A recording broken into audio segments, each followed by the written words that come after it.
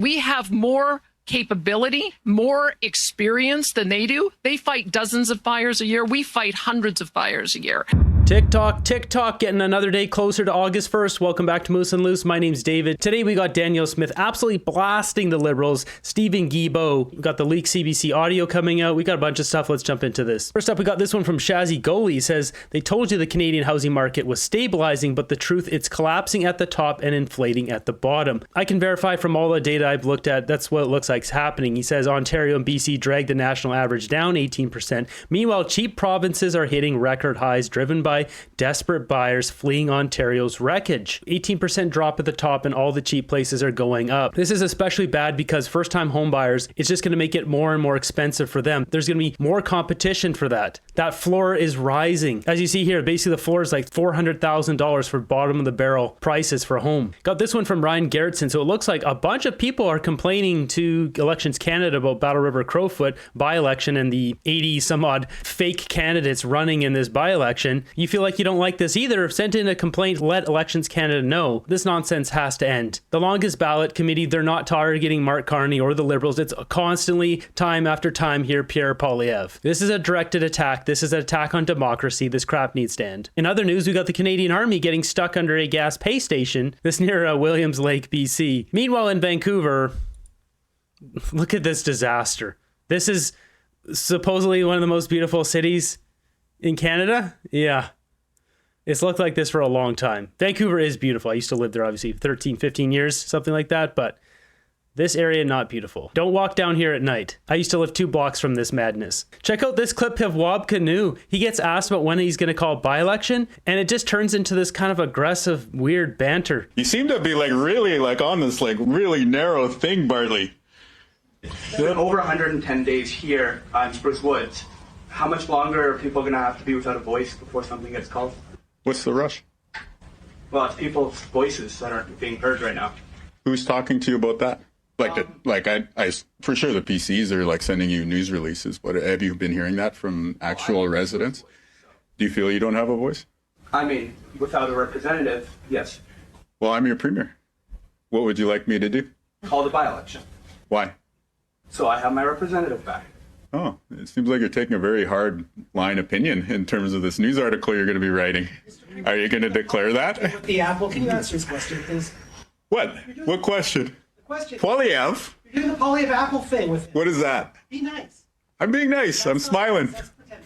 Please. It's not pretend nice. I'm having fun. He knows the rules. You hear that? That's from a CBC reporter saying you're doing the Poilievre Apple thing. Be nice. These CBC journalists can't take the heat. Meanwhile, Wab Kinew, though, I don't know what he's trying to do here, but he just looks like a jerk. To the game, just as you do. This is not a firing line. This is a scrum. We're having a back and forth. We're having fun. In the past few months prior to you've announced or re-announced approximately $330 million in funding investment, not including the cancellation of the ARCA. Why choose this particular time to make such funding from Westman? I'm surprised it's not more. Look outside. Is there a better place to be right now than Westman? It's beautiful. What's your response to the Conservatives saying that you're just trying to attract votes for the upcoming Spruce Woods by-election? Yes. Hasn't been called. We're here to announce some great news for healthcare in Manitoba. So, do you think that... So?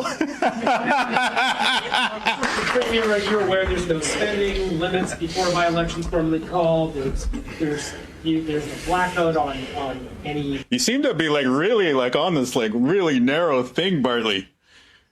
You gotta expand your mind. We're talking about the future of medicine in Western Manitoba.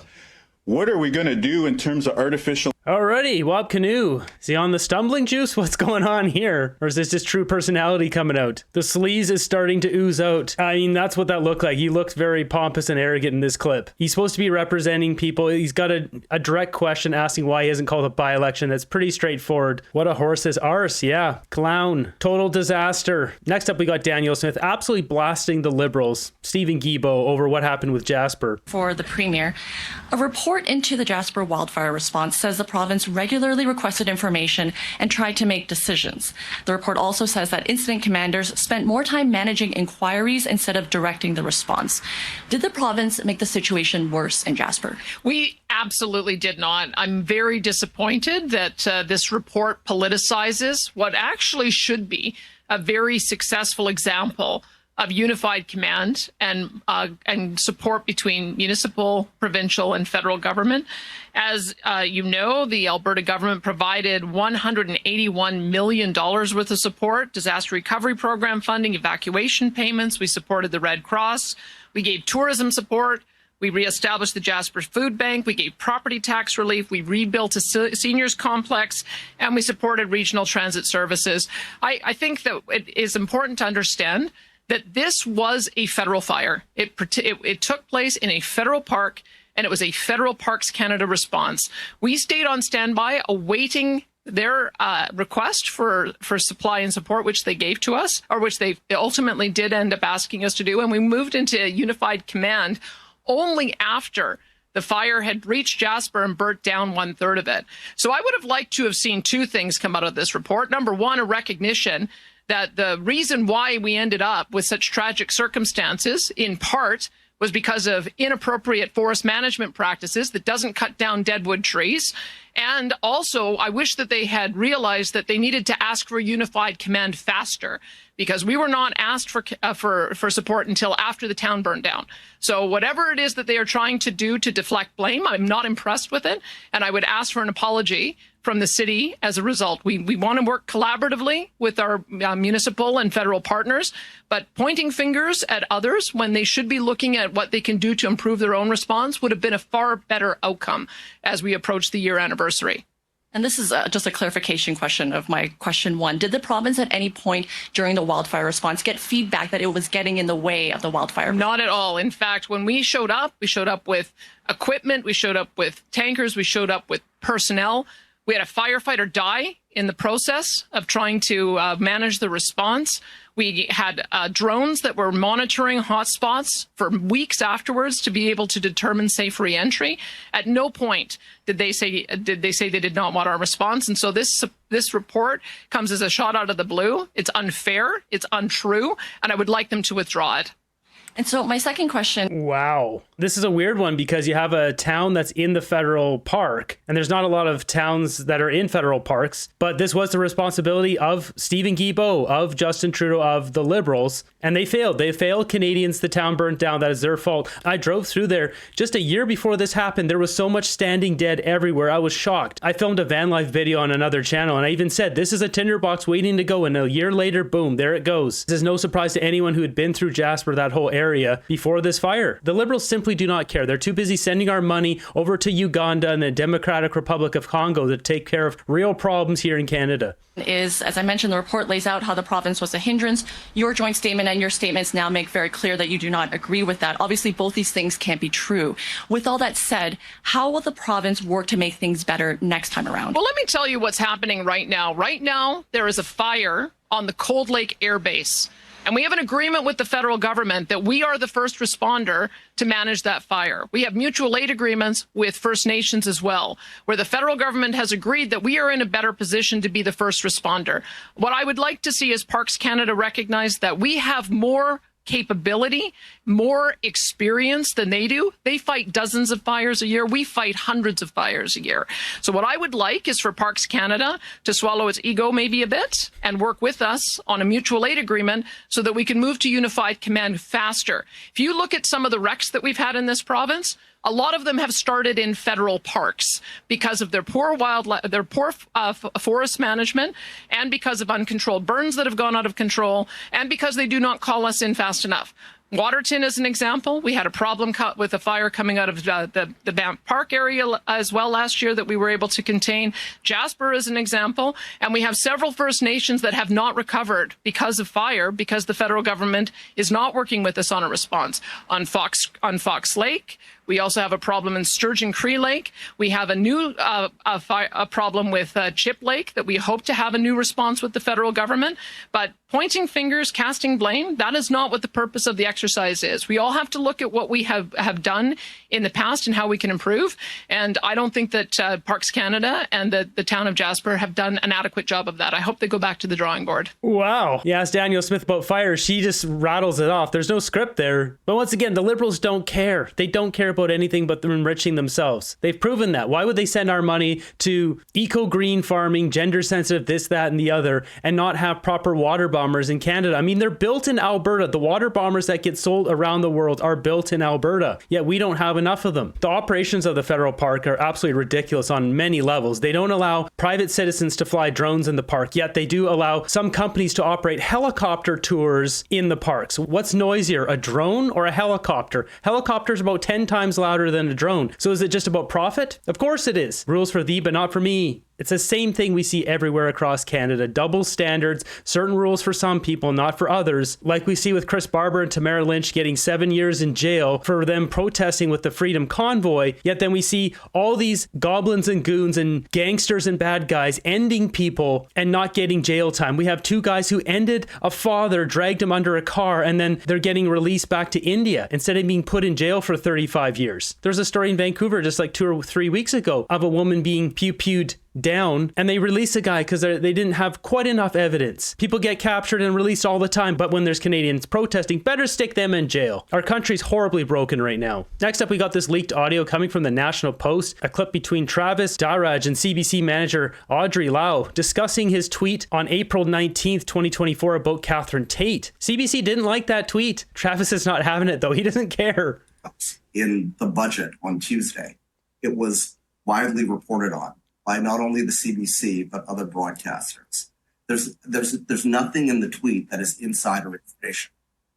A perception of a unionized employee criticizing their employer. It is an employee who has a personal stake in the matter, whose job is part of it. And that tweet could or could not be based on information that you know as an employee. So the issue is, does this post meet the standards of integrity? Does it meet the conflict of interest and the code of conduct? Yeah. Those are the questions. And I firmly stand by the fact that it does. Do you understand the concern with this post as it relates to the principle of integrity? No, I really don't.